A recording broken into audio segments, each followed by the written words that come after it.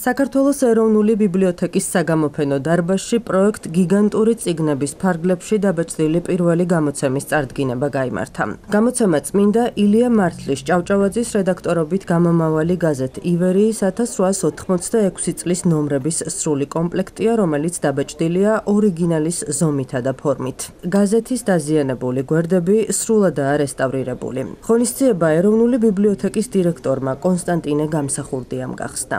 როგორც შეხვედრაზე აღინიშნა, პროექტი გრძელდება და მის ფარგლებში იგეგმება მე-19 საუკუნისა და მე-20 საუკუნის დასაწყისის ქართული პერიოდული გამოცემების გიგანტური ასლების დაბეჭდვა.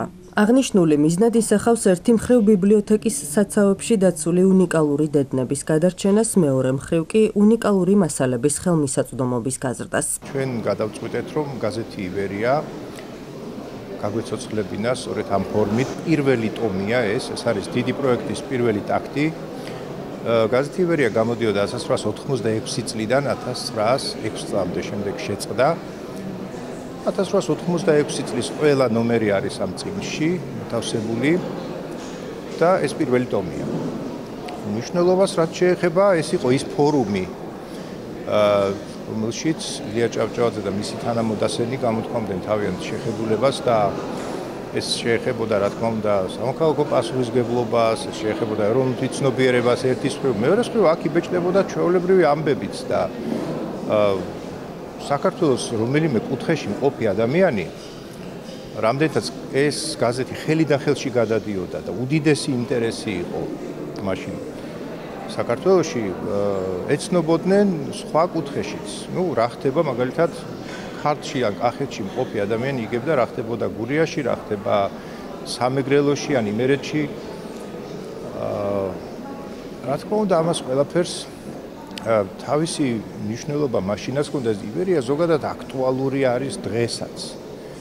და ის აქტუალურია და პერიოდიკაც არ არის, ეს უფრო მეტია ვიდრე პერიოდიკა, რამდენადაც მას მნიშვნელობა მარტო იმ ეპოქალურ კონტექსტში კი არა აქვს, არამედ სხვა მომდევნო პერიოდებშიც აქვს და ამის გაცნობიერება დღეს ძალიან მნიშვნელოვანია. როგორ ყალიბდებოდა ქართული თვითცნობიერება და როგორ მივდიოდით ჩვენ ნაბიჯ-ნაბიჯ ერის სახელმწიფოსკენ, რომელიც უკვე 1918 წელს იქნა პირველად ისტორიაში დეკლარირებული. ემახსენდება პოეტის ნათქვამი ილია ჭავჭავაძეს ასე მიმართავს მურმან ლებანიძე თავის ლექსში, რომ შენ შეგვქმენერად შეიძლება ესაც ეს ითქვას. და ასეთი გამოცემები, როგორიც არის ივერია, სწორედ ამ საქმეს ემსახურებოდა. სხვა გამოცემებიც იყო, რა თქმა უნდა, იყო საქართველო, იყო დროება. ჩვენ გვინდა ყველაფერი ეს დროთა მანძილზე გამოვცეთ. ამას კიდევ იცით რა მნიშვნელობა აქვს, რომ უკვე ძალიან გაცრეცილია ეს ჩვენს წიგნსაცავებში არის დაცული, ეს ჩვენ პერიოდიკის საცავებში და შეხებაც კი უკვე გარკვეულ საფრთხესთან არის დაკავშირებული. გამოსავალი არის ან გაციფრულება, ან აი ასეთი სახით გამოცემა, რათა ის ხელმისაწვდომი იყოს მკითხველისთვის და მასთან შეხება, მე ვიტყოდი, ტოლფასია მასტერკლასისა, არა მხოლოდ ისტორიკოსებისთვის, არა მხოლოდ ჟურნალისტებისთვის, არამედ ყველა დაინტერესებული ადამიანისთვის, ვინც აინტერესებს ჩვენი უახლესი ისტორია. იდეა გამიჩნდა პირველად, როცა ვიყავი სტუდენტი, საუბარი 90-იანი წლების დასაწყისზე და ბიბლიოთეკაში ვხედავდი ამ გაზეთებს და სიმართლე გითხრათ, აი მეცოდებოდა, ვეფერებოდი. ძალიან სავალალო მდგომარეობაში იყო მაშინ და დღეს კიდევ უფრო უარესში, რა თქმა უნდა. გამიჩნდა ეგ იდეა, რომ უფრო სწორად გამიჩინე ეს იდეა, როდესაც გერმანიაში გავხდი სტუდენტი 96 წელი იყო, იქ ვნახე ბიბლიოთეკაში პირველად ანალოგიური წიგნი. გიგანტური გერმანული გაზეთის მთელი წლის კრებული.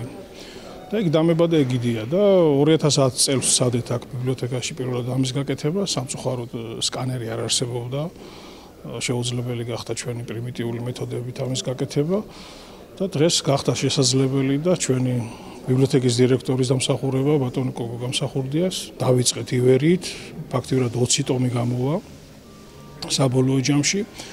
მომავალში, ახლო მომავალში გვაქვს გავაგრძელებთ ამ პროექტს შემდეგი გაზეთებით, როგორიც არის ცნობის ფურცელი, დროება, საქართველოს გაზეთი, პირველი გაზეთი სხვათა შორის ამაზე აქცენტი დღეს სულ მალე დავიწყებთ ამის გაკეთებას და გაზეთი საქართველო.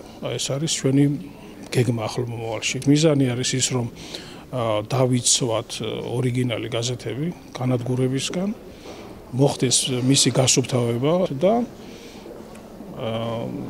მოხდეს ამის რეგიონებში, რა თქმა უნდა, დარიგება. გამოცემა უკვე გაიგზავნა ზუგდიდისა და ქუთაისის უნივერსიტეტების ბიბლიოთეკებში. ორგანიზატორთა განმარტებით მომავალში გაზეთ ივერიის გიგანტური ასლი საქართველოს სხვა ბიბლიოთეკების საცავებშიც დაიდებს ბინას. ღონისძიებას საქართველოს კულტურის მინისტრი თინათინ რუხაძე, პარლამენტის წევრები და სხვადასხვა სფეროს წარმომადგენლები ესწრებოდნენ.